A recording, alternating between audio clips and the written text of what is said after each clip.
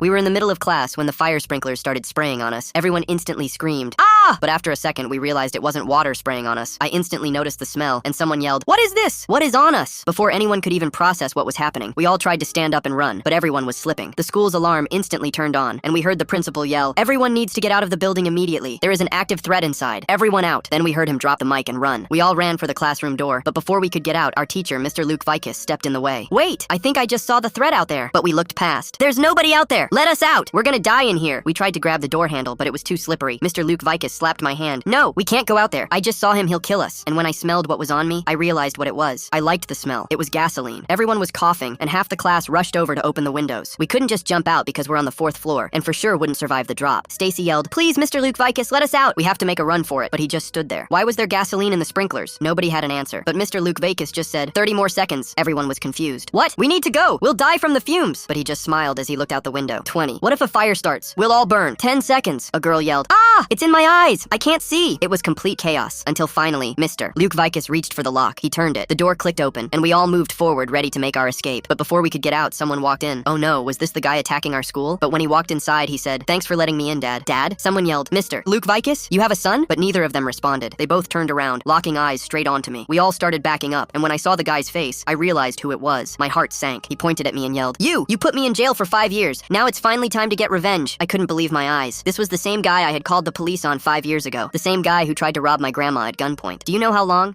I've waited to see you burn?" He pulled something out of his pocket and held it up, and the class realized what it was. It was a Bic lighter. Everyone started panicking because one tiny flame and we'd all immediately burn. I yelled, "No, please, you'll kill us all." He just smiled, and Mr. Luke Vicus stared at us. We were all huddled in the corner, and he kept flicking. We were all screaming, "Stop, please, we'll all die." But nothing was happening. He flicked over and over, and I knew I had to stop him before it worked. "Please, my grandma was all I had. I didn't mean to make you suffer." And when I said that, I saw Mr. Luke Vicus look at me. He was staring at me, looking over at his son. We were all crying, and I saw him really looking at his son like he didn't know who he was. Flick, flick. Then finally, it caught a flame. He held it up for us to see, just waiting to drop it onto the floor, and our whole class would light up in seconds. But then I saw Mr. Luke Vicus pick up the fire extinguisher from the wall. There was no way that tiny thing would save us from the fire. But as we all stood there, his son said, "This is for what you did, for putting me in prison with those diddlers. Say goodbye." But right before he dropped the lighter, Mr. Luke Vicus raised the fire extinguisher, and in one moment, he slammed it down on his son's head. We all heard the bonk. His son fell over, and Mr. Luke Vicus stood there panting. He was crying. "I'm so sorry. I failed all of you. My son was a monster." The police ran in and grabbed